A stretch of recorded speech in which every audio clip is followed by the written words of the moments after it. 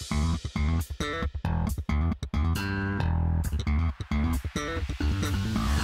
a beautiful day that you have made. I will praise you.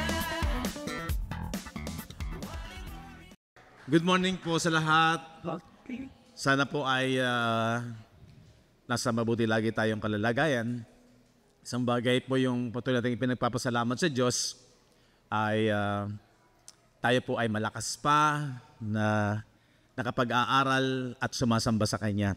So last week po ay journey natin.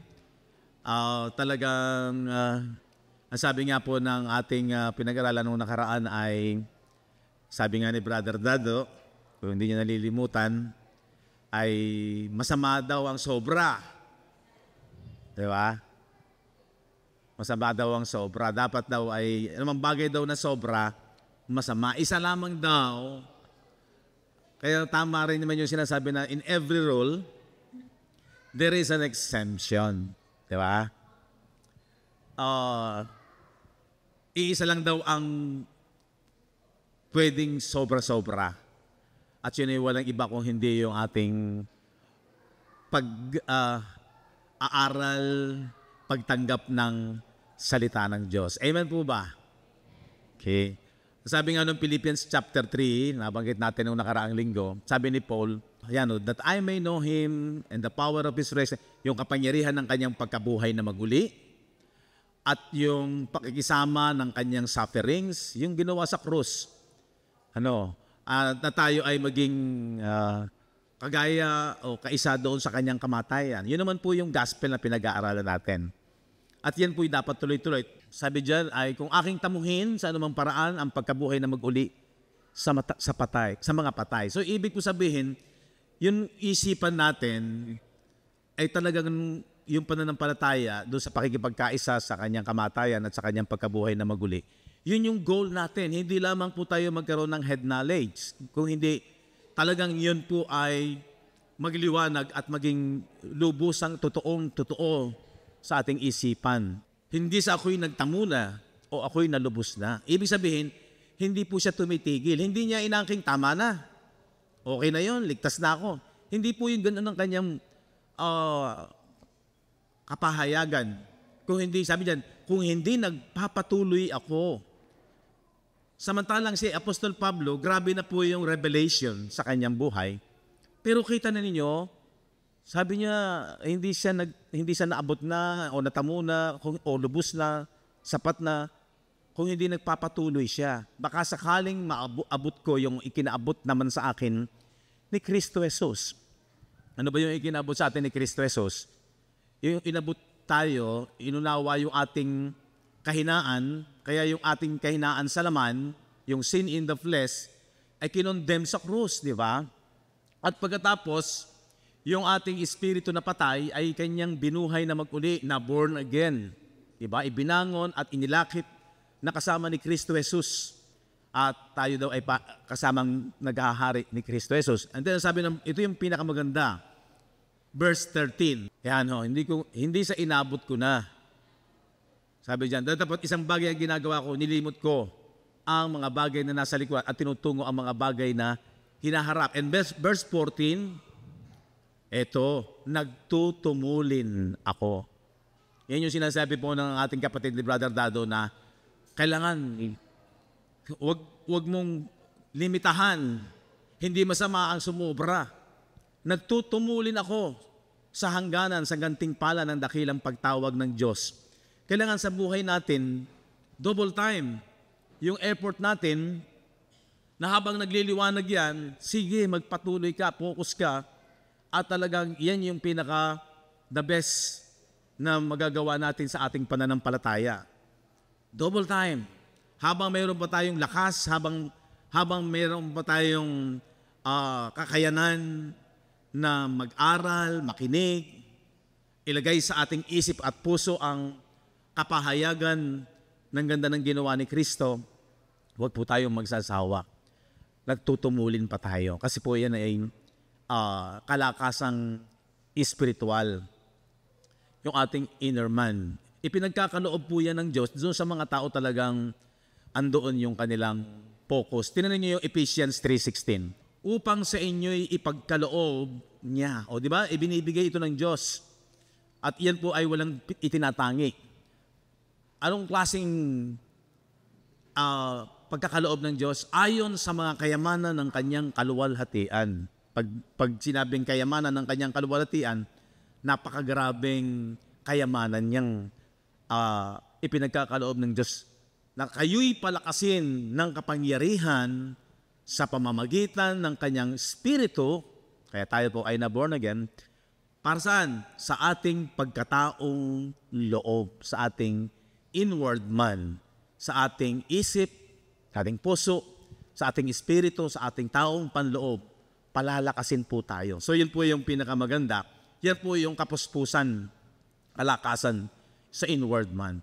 Kaya po, huwag po tayong magsasawa. Ito po yung journey natin. Ito po yung ating nilalakaran sa buhay. Kaya naman, patuloy tayong nag-aaral. At ngayong umaga, magkakaroon na naman po tayo ng isang mami na sa kabila ng siya ay isang negosyante, sa kabila ng siya ay isang abala, maraming inaasikaso, tapos meron pang mababait na mga anak. Makikita natin na hindi nagpapabaya ang Diyos at hindi rin siya nagpapabaya sa kanyang journey sa pag-aaral ng salita ng Diyos. Kaya ngayong umaga, tawagan natin si Sister Mami Cha Manso. Palakpakan natin siya sa Panginoon. Ayun po, good morning sa lahat. Kailangan na daw nating mag-level up. Kasi yung journey natin sa biyaya ay sobrang nag-level up na din. Ang layo na natin Ayun nga, sa kaka-attend ko ng Bible study, ay marami akong natutunan na sa age kong to ay sobrang yung nakaka-amaze talaga na mga revelasyon.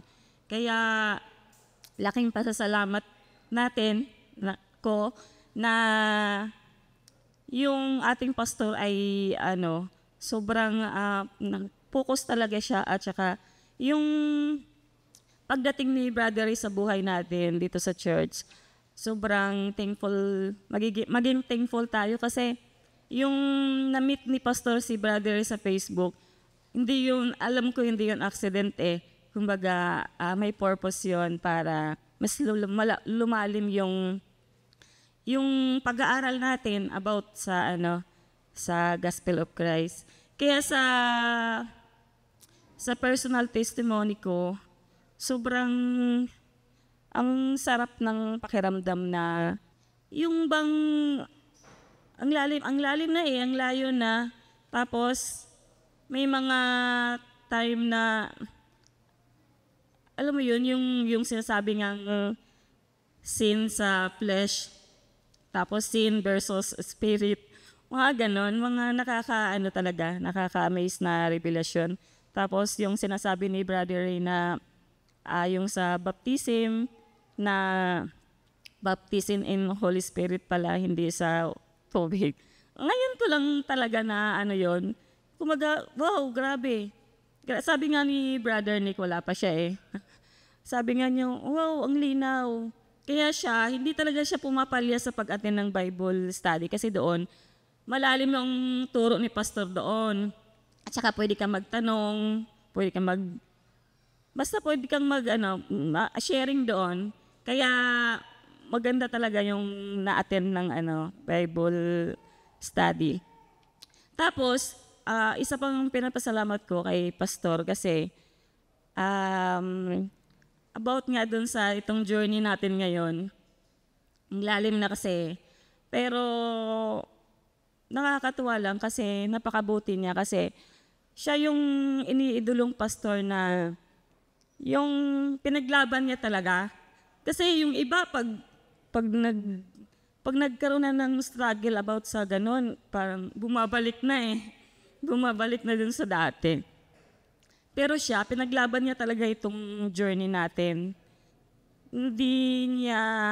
Nakikita ko sa puso niya na hindi niya hayaan na tayo'y malihis ng landas. Kaya yung journey natin nasa right path tayo. Ang topic ko po ngayon ay about po dun sa the danger of wrong teaching. Kasi, tanong, no, bakit sa panahon natin ngayon kasi, bakit ang daming relihiyon, di ba? Ang daming churches, ang daming mga leaders. Pero, parang ang tingin ko kasi sa pagiging leader or ambassador of Christ, parang dapat kailangan masyado silang malalim sa pinag-aaralan nila, hindi yung basta-basta na lang. Meron nga akong na-encounter na church na basta kayong mag-asawa, Christian, tapos marunong ka mag-preach, ayos na, pwede ka na maging pastor. Ganon yung Pero sa tingin ko, hindi dapat ganon, di ba? Kasi pag wrong teaching mo, pag hindi ka nag-aral mabuti, kawawa naman yung followers mo, yung mga members mo na inililigaw mo, na yung kung hindi ka nag-aaral talagang mabuti ay may posibilidad na mapahamak sila, di ba po? Kaya dapat talaga maging maging aware tayo kasi pinaglalaban natin dito, spiritual life natin, yung inward man natin eh. Kaya kailangan talaga wais tayo. Kaya meron akong verse dito na sa Efeso 4:18, having the understanding darkened, being alienated from the life of God through the ignorance that is in them because of the blindness of their heart. Kitang-kita dyan yung pagiging ignorance. Yun, sa journey natin, pag hindi talaga tayo nag-focus at saka nagre-research at saka kasi ang ngayon ang panlaban natin talaga ngayon kailangan nating mag-aral Dun sa mga old mommies, syempre medyo malabo na mata nila, pero kailangan talagang patuloy na makinig doon sa right leader. Kasi napakaselan, napakatalinghaga. Yung pagbabasa nga ng Bible, di ba, ang hirap. Di ba, inaantok kayo. Hindi lang kayo. parang ang hirap. Kumbaga, Genesis pa lang no? Hindi na natin matapos-tapos. Ayun. Kaya, dapat, i-level up natin yung ating pag-aaral. Dapat maano natin yung pagiging ignorance natin.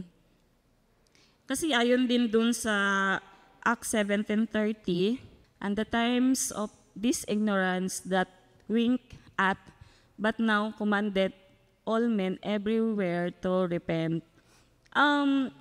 Sabi po dyan kasi, yung ignorance na pinalaylo lang muna, ganyan. Pero, but now commanded all men everywhere to repent. Ang repent naman dyan yung sinasabing pagsisisi, yung renewing of mind natin. Kailangan yung dating nakasanayan natin na blind tayo about sa pag-aaral, dapat ma-overcome na natin yon. Dapat yung mga matatanda, dapat merong ding mag-guide sa kanila. Kaya mapalad tayo kasi si pastor, talagang nile-level up niya yung mga tinuturo, yung mga kumukuha siya ng mga ideas kay Brother Ray. Kaya sobrang grateful tayo doon. Kaya nga may danger talaga kasi pag hindi tayo nag-aaral, sinasabi natin na tinanggap natin si Jesus, yung ginawa niya sa krus, ayun, parang naging ano tayo naging kampante. Parang okay na, ano na ako, ligtas na ako, ganyan. Pero ngayong journey natin, na kailangan talaga pala na tayo ay mag-aral sa Word of God, sa Gospel of Christ. Kasi pag halimbawang meron kang crush o mga youth, meron kang crush tapos siyempre kilig-kilig ka doon o in-invite ka lang ng parents ng crush mo o edi ikaw naman si attend doon sa kabila. Edi nabihag ka na kumbaga dahil hindi ka masyadong malalim sa journey natin na punta ka na doon sa kabila.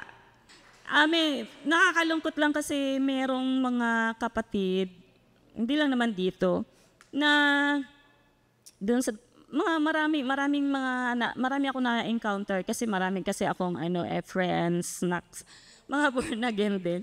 Marami akong na-encounter na alam mo yung mga gusto nilang makipagdebate pero nandun sila sa dating katuruan, sa kautusan. Parang alam mo yun, ikaw sa sarili mo pag ikaw ay confident na kung anong meron ka, parang napapangiti ka na lang tapos hindi mo na siya papatulan na yung mga sinasabi niya. Kaya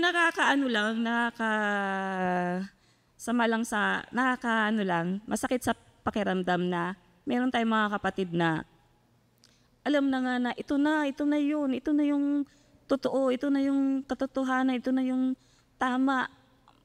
Ba't kailangan pang bumalik ulit doon sa dati? Kumbaga, hindi sila nag-level up. Kumbaga, parang na-demote pa sila ganon. Parang, syempre, kumbaga, hindi lang yung pamilya yung mahal natin lahat tayo dito ay parang isang pamilya. Kaya, masakit talaga sa yung mga ganong pangyayari. Pero nire-respeto pa rin natin yun kasi yun yung nila Doon siguro sila naging masaya na imbes na ito na yung kaligtasan, bumalik pa sa dati. Pero ayun nga, syempre, nire-respect natin yung mga desisyon nilang ganun. Pero ang masasabi ko po ay tayo nandito, sobrang mapalad na tayo dahil yun nga, mayroon tayong leader na ayaw niya tayo mapahamak. Kaya sa journey natin ngayon, walang ibang tutulong sa atin kundi sarili natin. Kasi kahit nga anak natin, hindi natin maililigtas kailangan lang natin turuan. Kung wrong teaching yung natutunan natin, tapos yun din yung maituturo natin, kawawa naman sila. Diba?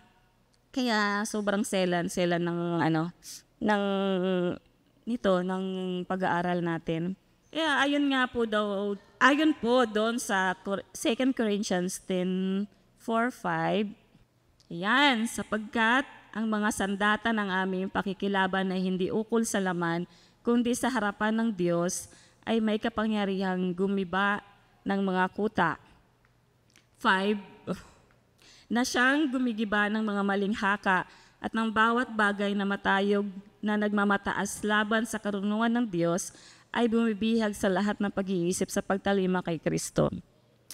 Ayun, kaya itong verse na to, ito yung yung pinamana sa atin na yung mga leader man or yung mga pastor, mga iba't ibang ministro, yung mga ganun, iba't ibang klaseng leader, na iba't ibang klaseng ambassador of Christ. Siyempre, di ba, ikaw, pag leader ka, siyempre, kabisado mo na lahat yung nasa Bible, di ba? Pero, bakit nila inililihis ng katuruan yung mga tao? Di ba? Ito na yung word of God na ipinamana sa atin.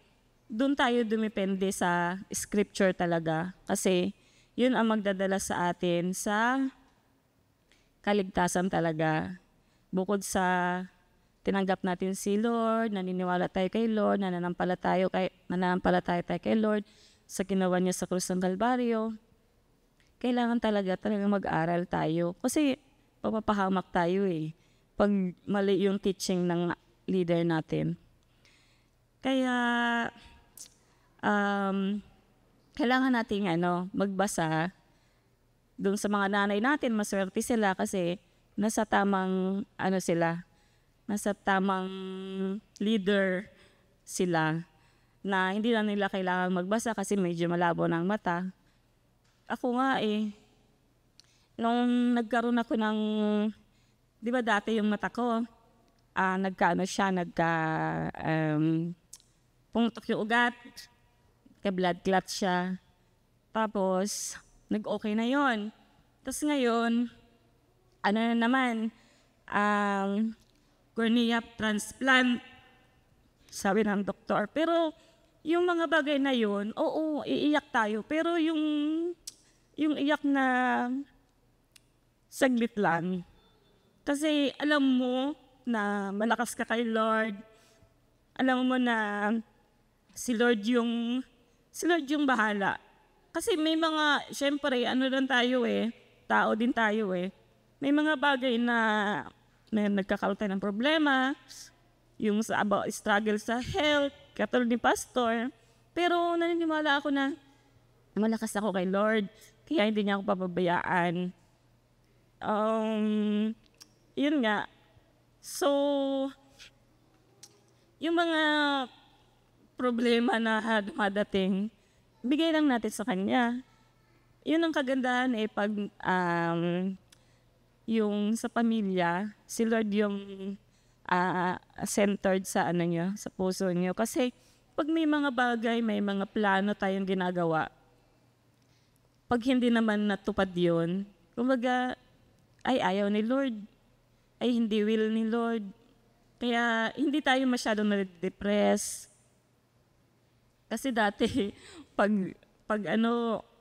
may nararamdaman ako, ang dami ko nararamdaman.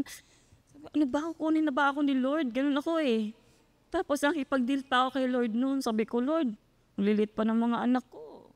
Baka naman, tsaka tumawad Baka naman, tsaka na lang kasi malit naman yung mga anak ko. Tsaka bigyan mo ako ng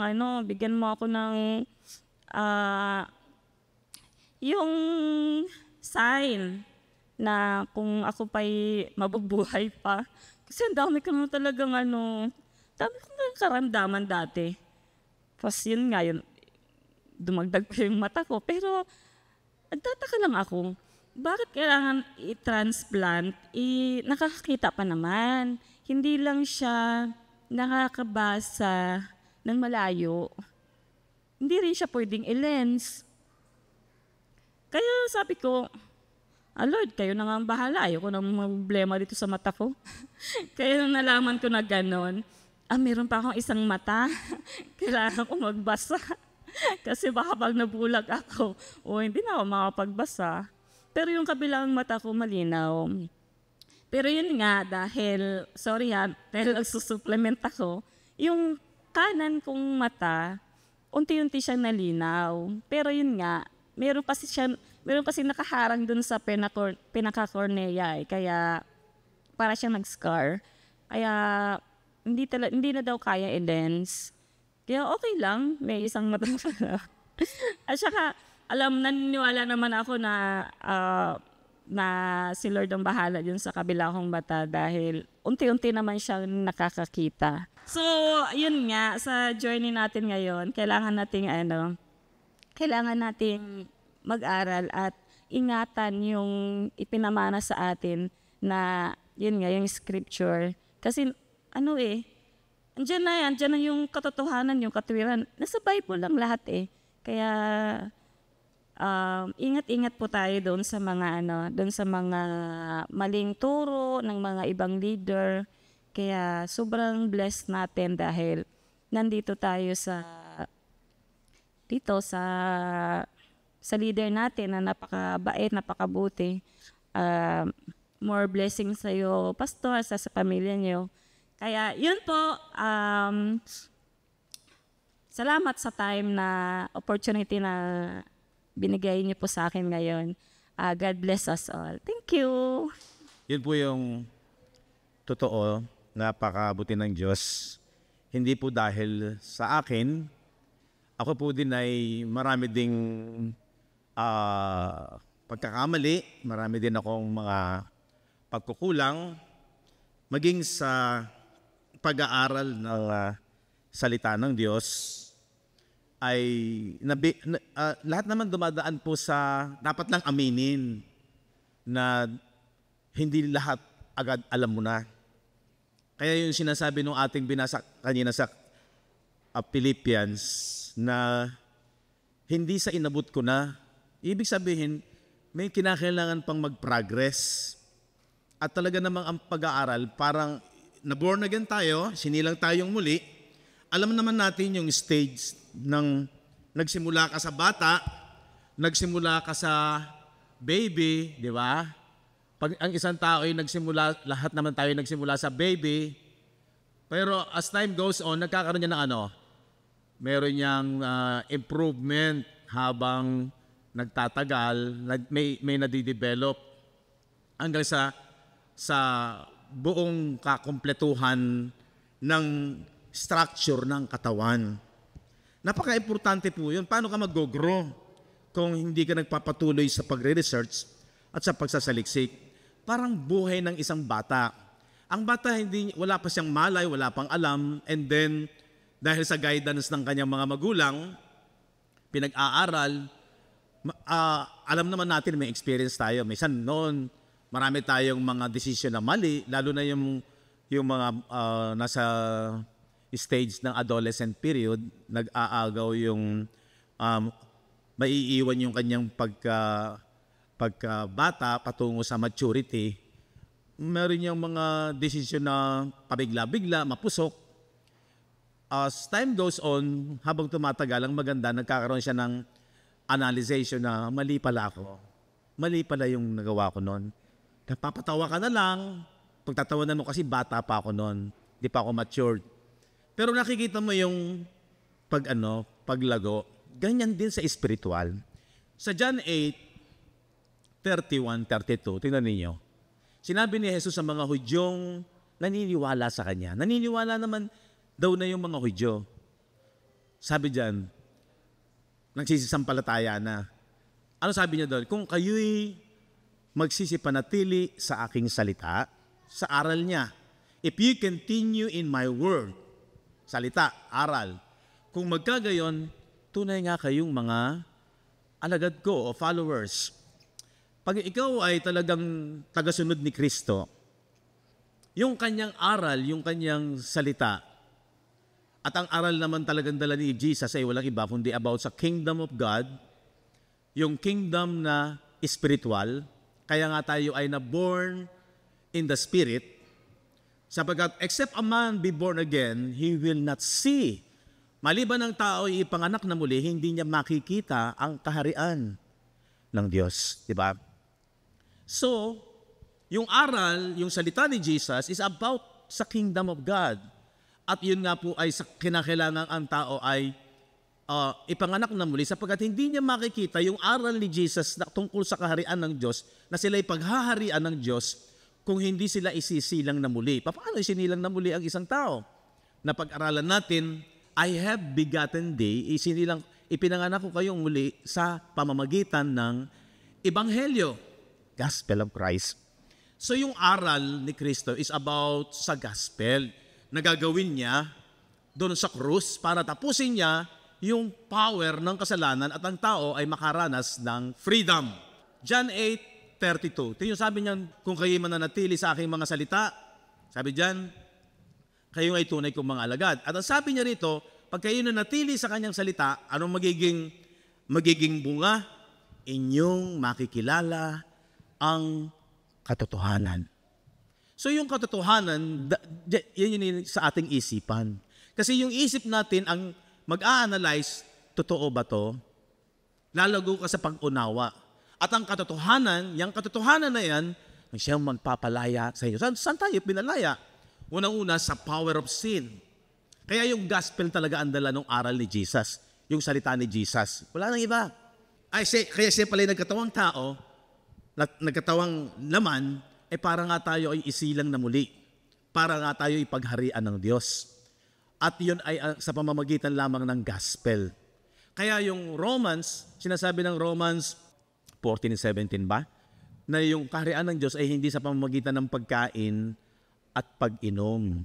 Diba? Hindi sa physical. Hindi ang measurement ng blessing ay sa physical. No. Spiritual po yan. Kasi ano ba yung righteousness, katuwiran? Sabi dyan, ang kaharian ng Diyos ay hindi ang pagkain at pag-inom. Kung hindi ang katuwiran, righteousness, kapayapaan, peace. Nahahawakan mo ba yan? Material ba yan? Nakakain mo ba yan? Righteousness, peace, and joy in the Holy Ghost. Kagalakan sa Espiritu Santo. Ng Holy Spirit, mananahan sa isang isinilang na muli. I have begotten thee through the gospel. Anong patunay na ang Holy Spirit ay nasa isang talagang follower ni Christ? Yung talagang nanatiri sa Ebanghelyo o aral o salita ni Kristo. Ephesians 1:13. Nasa Kanya kayo rin naman. Pagkarinig ninyo. So unang-una, ang isang tao na maboborn again at pananahanan ng Holy Spirit ay nakikinig ng aral ng katotohanan. Pagkarinig ninyo ng aral ng katotohanan. Ano yung aral ng katotohanan? Ebanghelyo, ang linaw, ng inyong kaligtasan. Wala nang iba. Wala nang ibang magliligtas sa iyo. Walang iba kung paano ka ipanganganak na muli at paano ka masisild ng Holy Spirit. Ayan, pagkarinig ng aral ng katotohanan. Ano yung aral ng katotohanan? Ebanghelyo ng inyong kaligtasan. Ano mangyayari? Mula nang kayo'y magsisampalataya, after you believe, kailangan manampalataya ka doon sa napakinggan mong aral ng Ebanghelyo. Ano mangyayari? Kayo'y tinatakan ng Espiritu Santo. Yan yung joy in the Holy Ghost. Natitiyak mo, pag naunawa mong maliwanag kung ano ang gospel, at yun ay sinampalatayanan mo, abay, nasa iyo ng Holy Spirit. No need na yung meron kang naramdamang mainit, malamig. Hindi yung kinakailangan matumba ka para masabing ikaw ay nasa iyo ang Holy Spirit. No. Ang susi ay makinig ka sa aral ng katotohanan. Ano yung aral ni Kristo? Ebanghelyo ng kaligtasan. And then ano mangyayari? Nasa iyo na ang Holy Spirit. Amen? Ang faith kasi nanggagaling sa pakikinig ng aral at salita ni Kristo. Romans 10:17. Kaya nga ang paniniwala ay nanggagaling sa pakikinig at ang pakikinig ay sa pamamagitan ng salita ni Kristo. Ano yung salita ni Kristo? Yun yung sinasabi na aral ni Kristo, aral ng doctrine of Christ. Yun yung gospel. Kaya kailangan, ang focus talaga natin, liwanag ng Ebanghelyo. Bakit? Sabi ng 2 Corinthians 4:3-4, kapag daw ang Ebanghelyo ay malabo, hindi maliwanag, ay merong mapapahamak. Kung ang aming Ebanghelyo ay natatalukbungan, ibig sabihin ng natatalukbungan, hindi maliwanag, ano sabi dyan? Natatalukbungan lang ito, may talukbong lang ito sa mga napapahamak, naliligaw. Di ba may danger na dapat yung Ebanghelyo tama ang turo? Kasi yun yung magpapalaya sa iyo. Ano sabi ng verse 4? Bakit merong mga in their time, merong hindi maliwanag ang Ebanghelyo ni Kristo? Why? Na binulag ng Diyos ng sanglibutang ito ang mga pag-iisip ng mga hindi nagsisisampalataya. Yung sinasabi ni Sister Chan na ignorance, di ba? Being alienated from God because of the ignorance that is in them, yung pagkawalang alam. Di ba sabi nung John 8 kanina, you shall know the truth. Malalaman ninyo ang katotohanan. At sino magpapalaya? Yung katotohanan. Ano yung katotohanan na yon? Jesus is the way, the truth. Ano yung truth kay Jesus na ginawa niya? Sa gospel. Yung ginawa niya sa krus. That truth shall make you free. Free from what? sa kasalanan. Bakit marami pang simbahan nananatiling may bisa pa ang kasalanan? Kasi nga malabo ang gospel. Hindi nila alam na niredeemed na sila sa kautusan pero nananatili pa sila sa kautusan. Di ba magiging thankful ka sa Diyos, hindi po sa akin, sa salita ni Kristo. Mapalad lang po tayo. Blessed lang po ako na sa kabila ng ako ay ordinaryong kagaya rin lang ninyo. Pero ang maganda sa atin, often yung ating isipan na tanggapin kung ano yung katotohanan. Hindi tayo yung kung ano lang yung itinuro, okay na yon.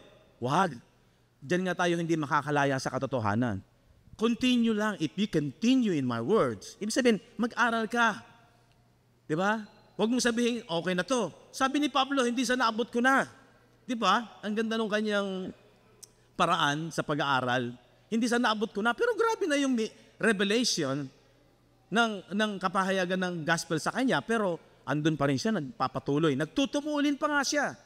That's why, dapat huwag tayong tutulog-tulog. Maganda yung binanggit ni Sister Cha kanina, yung sa Acts 17:30 ba yun? Ang mga panahon ng kahangalan, pag sinabing kahangalan, yung kawalang alam, ay pinalipas na ng Diyos. Yung Old Covenant, wala silang alam sa New Covenant. Di ba?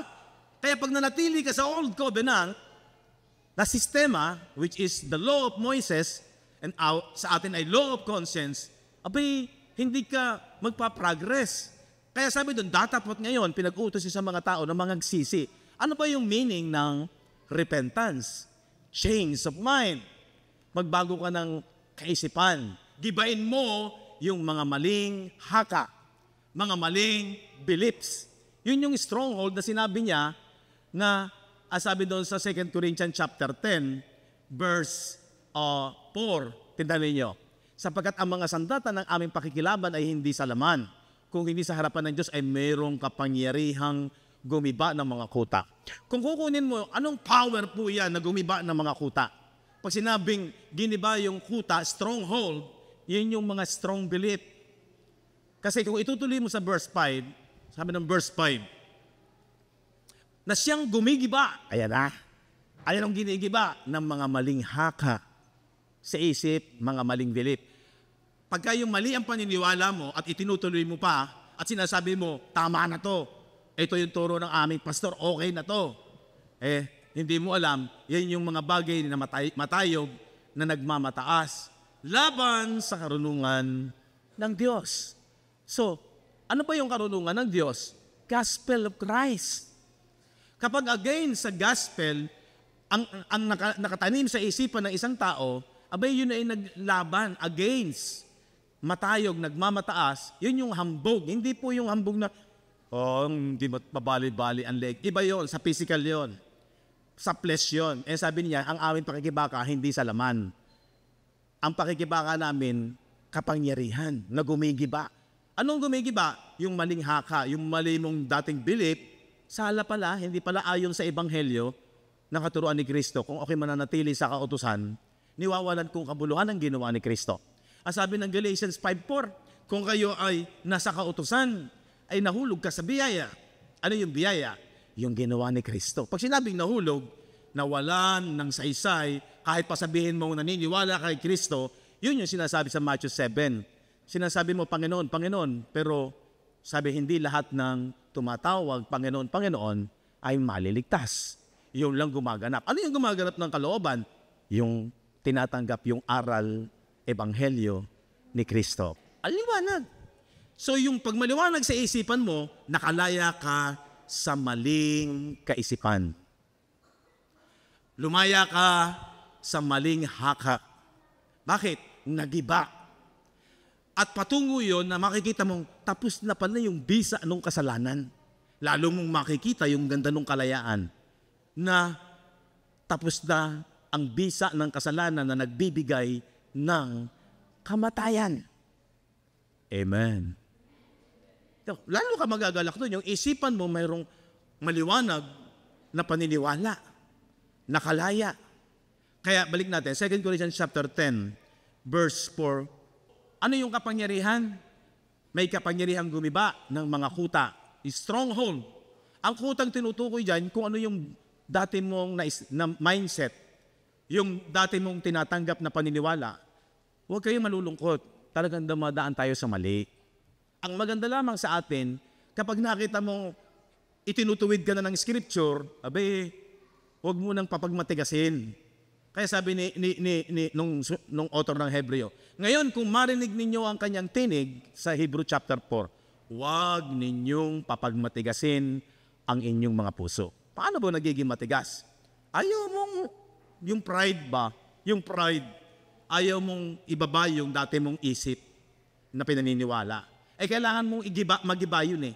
Ang gumigiba nun, yung kapangyarihan ng Diyos. Ano yung kapangyarihan? Romans 1:16. Linaw, hindi ko ikinahihiya ang ebanghelyo, mabuting balita, sapagkat siyang kapangyarihan ng Diyos. O di ba? Yung gospel of Christ, di ba? Yan yung gumiba. Ito ang power.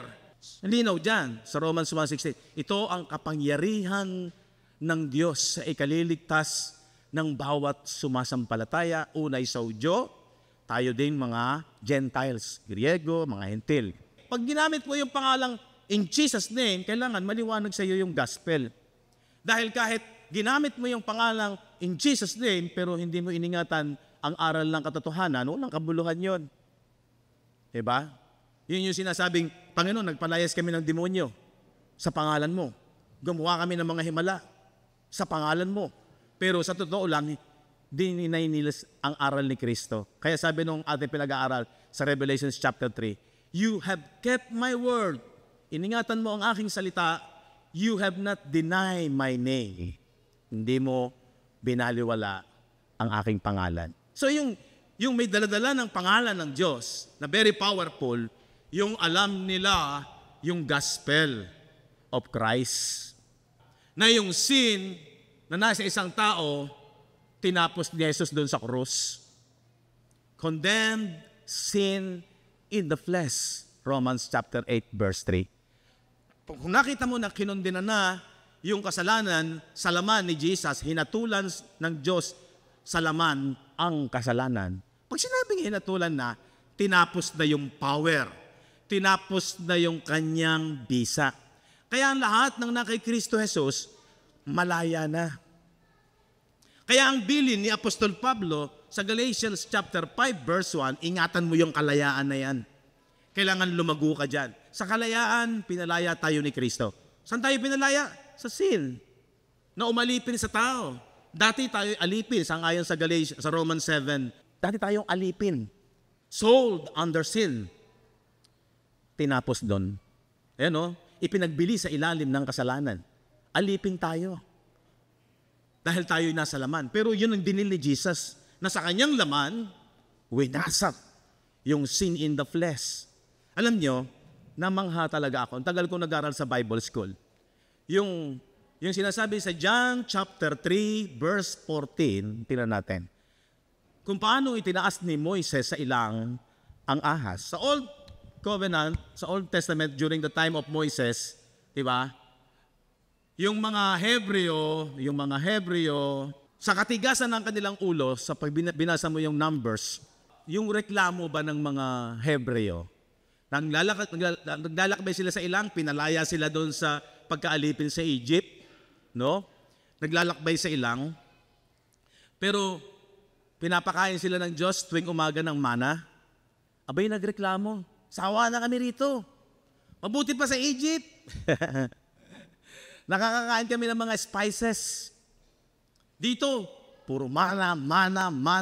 Samantalang nanggagaling sa itaas na tuwing umaga pinupulot nila. Pero nabaliwala yung himala no? Parang extraordinary na lang, parang pangkaraniwan na lang. Parang hindi extraordinary, parang pangkaraniwan na lang. So ang nangyari, sumawa sila para, kakasawa na to. Yun ang kahinaan ng laman no? Nawawala yung ginagawa ng Diyos na kamangha-mangha. At ang kahinaan ng laman, yung sawa na siya, ang nagdodominion sa kanila. Kaya, nangyari, nagalit ang Diyos sa kanila, may mga ahas na tinuka ang mga Hebreo nagrereklamo at marami namatay. Pagkatapos, ng bandang huli, nagsisi sila. Sabi, panalangin mo kami, Moises, na maalis sa amin tong ganitong salot. Nanalangin si Moises. And then, ang sabi ng Diyos kay Moises, kumuha ka ng tikin at tapos magpagawa ka ng ahas. Na ang bawat tumingin doon, sabi doon, ang tumingin doon sa tikin na nandoon ang ahas ay hindi mamamatay, gagaling. Sapagkat may kamandag na mga maraming nakagate, na pag ang tumingin ay gagaling. So, balik tayo sa John 3:14. Tingnan ninyo to. Yun pala, yung nangyari kay Moises during sa Old Testament is a prophecy na si Jesus ay magiging tipo nito. Ayan. So, pag-aralan natin kung ano yung significant nito, yung kahalagahan patungkol sa revelation ng ginawa ni Jesus sa krus ng Kalbaryo. Kung paanong itinaas ni Moises sa ilang ang ahas, ay gayon kinakailangang itaas ang anak ng tao. Noon, ang pagkaunawa ko, itaas. Kaya lang ang malaking question, bakit itinulad sa prophecy na yan si Jesus sa ahas? Di ba magko-question ka rin? Sa matagal na panahon, hindi na masyadong maintindihan. Pero later on, aminin ko sa inyo, pakinig ako ng pakinig ng aral. Mga video, YouTube, huwag kang titigil. Naglalaba ka, namamalansya ka, nagliligpit ka, nagluluto ka. Gamitin mo yung mga high-tech na gamit ngayon. May Bluetooth ka dyan, nakakapakinig ka. At least kahit paano pumapasok sa isipan mo. And then makikita mo dyan, nakikinig ako nung kay Brother Ray na message. Sabi ko, grabe, tagal ko na nga lang. Oo nga pala, ang ganda nga pala ng kahulugan nito na yan ay naging tipo na kung paanong si Jesus. Tuloy pa nga natin, John 3 verse 15, upang ang sino mang sumampalataya ay magkaroon sa kanya ng buhay na walang hanggan. Dito, sa panahon ni Moises, physical. Mamamatay sila dahil nakagat na sila ng ahas na nagsisimbolo sa kasalanan. Nakagat sila ng kamandag ng ahas. Alam nyo sa Bible, hindi mo pwedeng gawin lagi lahat literal. Kaya malaking question na, yun bang ahas? Sasabihin agad, yun agad ay si Satan. In the sense na kalaban ng Diyos, pwede. Pero yung in the natural na parang cosmic being na Satan, hindi, huwag mo agad i-apply na ganun. Yun po ay, ang Bible kasi is symbol, full of symbol, metaphor, paghahambing, figurative, poetical, literature. Kaya, pag ginawa mo lagi literal, maguguluhan ka Tingnan ninyo, yung lahat ng nakagat ng ahas pag tumingin, sabi doon sa John 3:14, simbolo ng ginawa ni Jesus. Kung paanong itinaas ni Moises ang ahas, ay gayon din dapat itaas ang anak ng tao.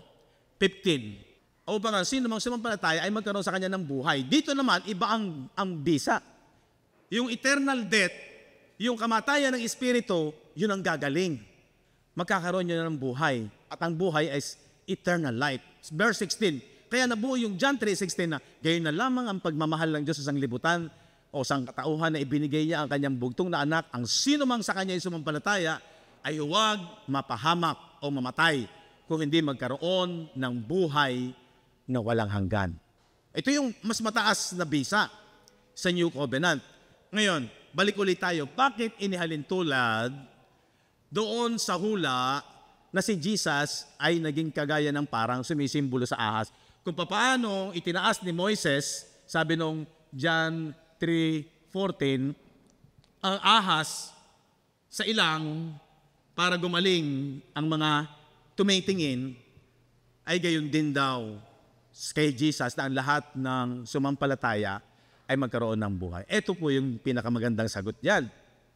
2 Corinthians chapter 5 verse 21. So si Jesus, kaya nagkatawang tao, sa pag-aaral natin sa gospel, nag-incarnate siya, naging laman. Dahil dun sa kanyang laman, kukuhanin niya yung kasalanan ng bawat tao. Tama? Tama po ba? Yaong hindi nakakilala ng kasalanan ay kanyang inaring may sala para sa atin. Sino yon? Sino po yung walang sala? Si Jesus. Sinilang si Jesus na hindi kagaya natin. By virgin birth. Wala siyang manang kasalanan unlike sa natural na tao na kagaya natin. Antimano, sabi ng Psalms 51:5, meron na tayong manang kasalanan. Pinaglilihi pa lamang tayo sa sinapupunan ng ating ina ay meron na tayong manang kasalanan. Sin in the flesh. Okay? Pero si Jesus wala. Kaya sabi ng 2 Corinthians 5:21, siya na walang kasalanan, he who knew no sin, became. Siya na walang halimbawa, ito si Jesus. Ang ahas sumisimbolo sa masama, evil. Tama? Hindi naman siya ahas eh. Pero sabi ng 2 Corinthians 5:21, dito sa krus, naging kasalanan siya. Naging ahas siya. Tama? Kinuha niya kasi yung ating kasalanan. So naging kasalanan siya doon sa krus. Na simbolo, tipo, nung nangyari doon sa panahon ng mga Hebreo during the time of Moises. Na dahil sila naging mareklamo, naging masama sila sa paningin ng Diyos, kaya sila tinuka ng kamandag, yung kamandag ng ahas ang naging papatay sa kanila. Sa atin naman, yung sin in the flesh na nung dumating yung law ay nabuhay, at pagkatapos ay nagkaroon ng transgression, nagbunga yun ng kamatayan. Ang ganda nung connection. Nagbunga yun ng kamatayan. Death reigned, di ba? Naghari ang kamatayan sa sanglibutan. And then, dahil dun sa law, nung dumating yung law. Pero, dahil sa cross, si Jesus ay naging kasalanan. Doon natin makukuha yung meaning na kung paanong itinaas ni Moises sa ilang ang ahas at ang lahat ng tumingin, dito naman, ang lahat ng tumingin, ang lahat ng sumampalataya, ang ibig sabihin ng tumingin sa panahon ngayon, ay nanampalataya, ay may buhay na walang hanggan. Amen? Diba, dito ka mamamangha sa Bible. 1,000 taon nangyari to. Pero yung prophecy pala niyan, eto. Kaya ito nga, ang tama ito ay asyado, anino. Ito yung substance, katotohanan. Ito ang benefits ito, physical. Dito ang benefits ito, spiritual. Amen? Alam niyo po, napakapalad nating mga born again na nampalataya sa gospel. Binigyan tayo ng oportunidad ng Diyos ng buhay physical, 60, 50, 60, 70, 80 years old. Ma-enjoy natin ang buhay, kumakain tayo. Sabi nga ni Solomon, ang tao ay para din kumain ng masarap, na-enjoy mo yan. Sino po rito hindi pa nakain ng masarap na pagkain? Di ba? Halos lahat ng tao, kahit nga mahirap, nakakain ng masarap eh. Kahit minsan lang, nakakain na rin, nakatikim na rin. So, sa physical life, nag-aaral tayo, nag-growth yung knowledge natin, nagmamature tayo, okay lang yon. Part ng oportunidad, benefits na ipinagkaloob ng Diyos kung ba tayo isinilang, ma-enjoy natin yung physical life. Pero, ang pinakamaganda, hindi lang dyan natatapos yung blessing. Merong pinaka-ultimatum.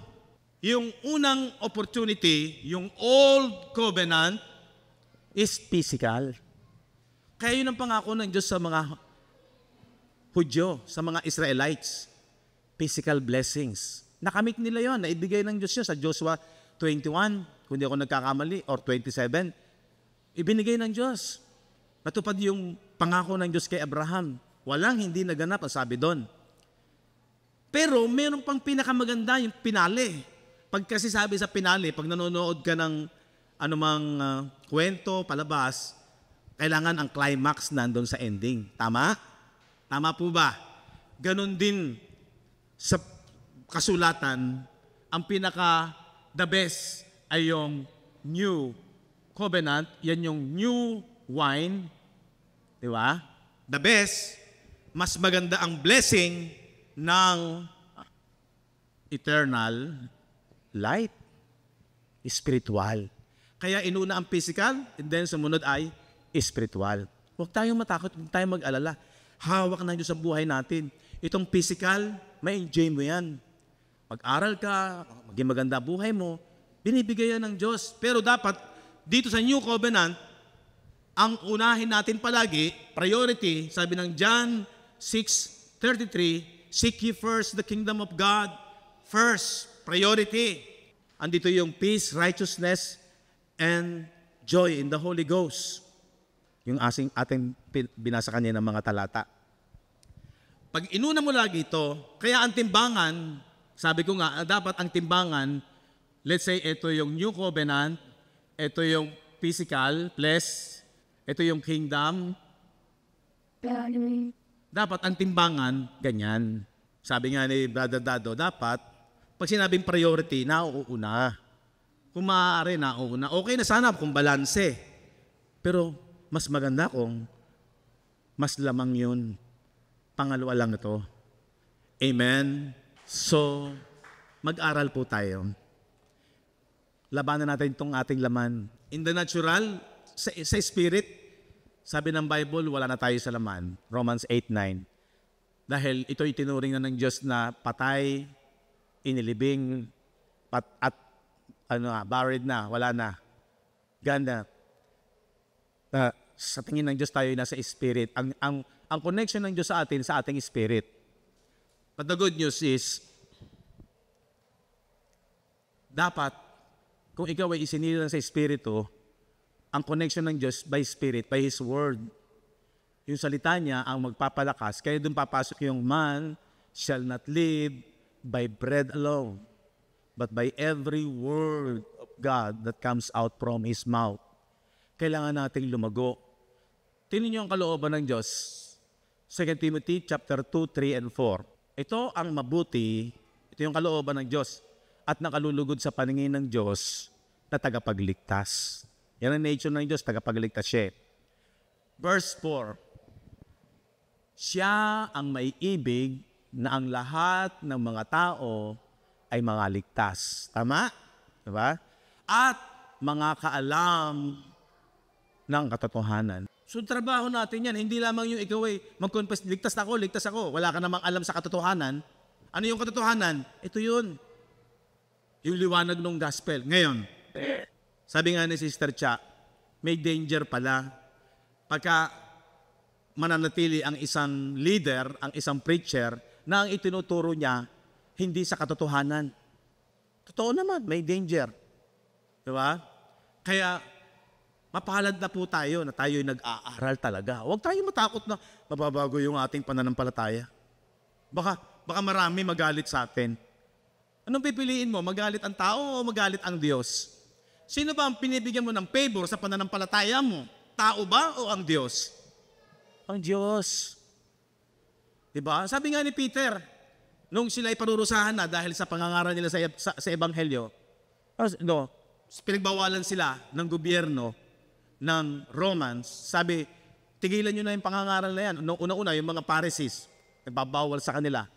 Tigilan nyo na yung pangangaral na Diyos. Kundi, pinagpapalo nga sila eh. Ano sabi ni Peter? Matwid bang makinig kami sa inyo o sa Diyos? Sino susundin namin? Ang Diyos o ang tao? Dapat ito yung ating goal. Wala akong pakialam kung ano sabihin ng tao.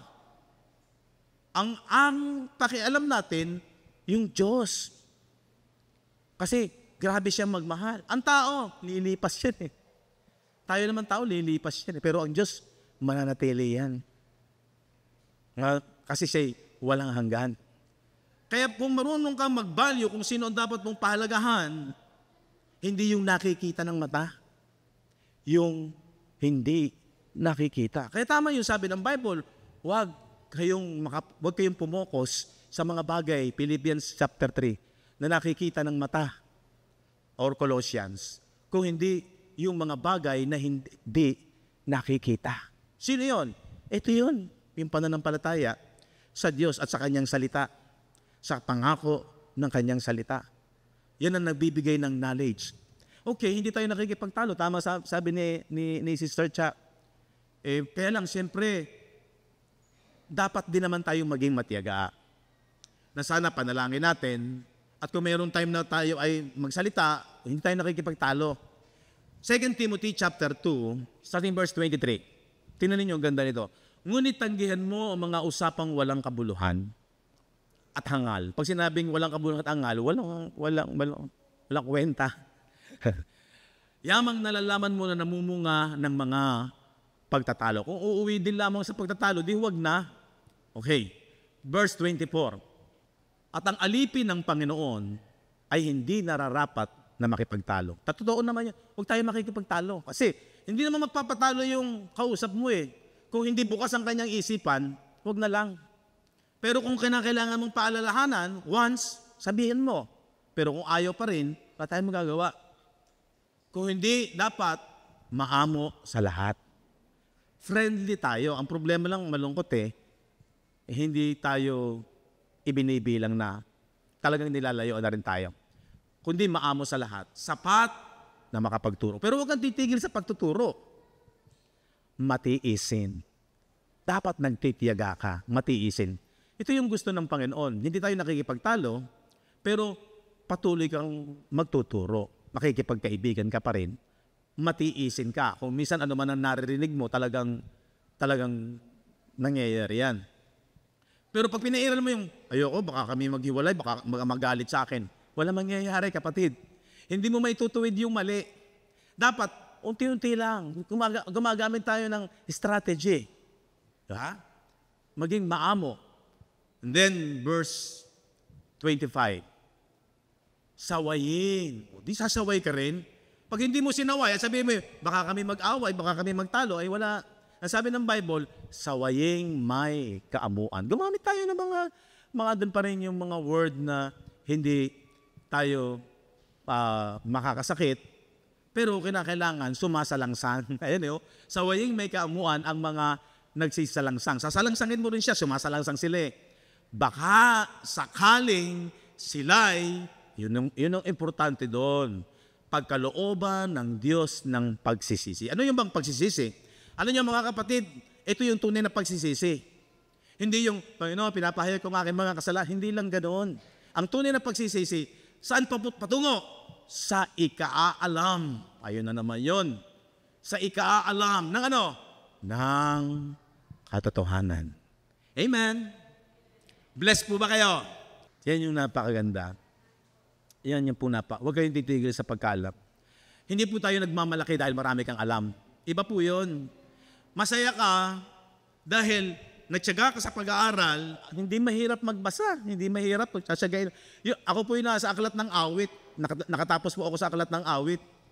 Pero pinauulit-ulit ko pa rin yun. Kasi minsan, parang basa ka o nakinig ka na parang wala lang. Diba? Sabi ko, sayang naman. Pasa uli. Ang haba nun. Ilang chapter yung Psalms? 100 plus. Oh, dami. Meron pa nga yung mga chapter na napakahaba. Umaabot ng 100 plus din ang mga verses. Pero kung mahal mo ang Diyos, dahil ito'y kanyang iniwan para maging guide natin sa katotohanan.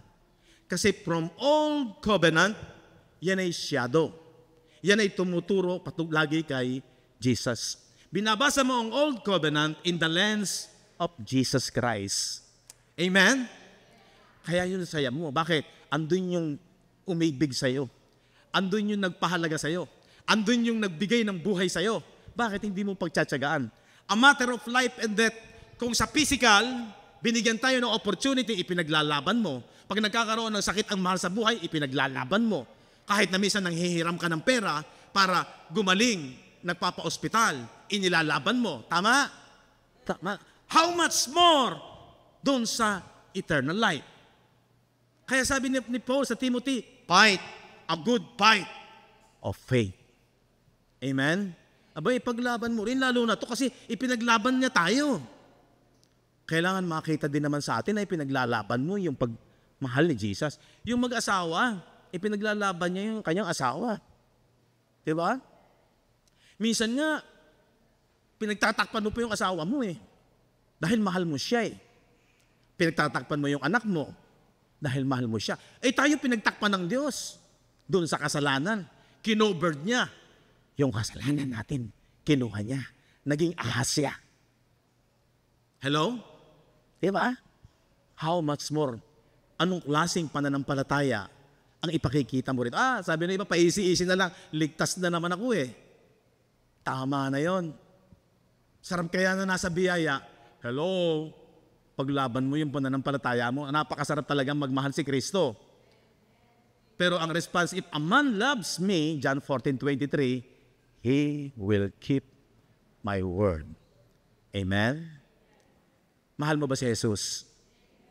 Ingatan mo ang kanyang ginawa, ang kanyang aral. Amen? Tinetreasure niyo ba yung inyong asawa? Hindi na po. Tinetreasure. Pag mahal mo sa buhay, tinetreasure mo. Di ba? Kaya nga pagka iniiwan tayo ng ating mga masabay, umiiyak eh. Kasi mahal mo siya. How much more sa eternal life? Yung napakagandang antas ng buhay na ipinagkaloob ng Diyos sa atin, ipaglaban natin. Amen!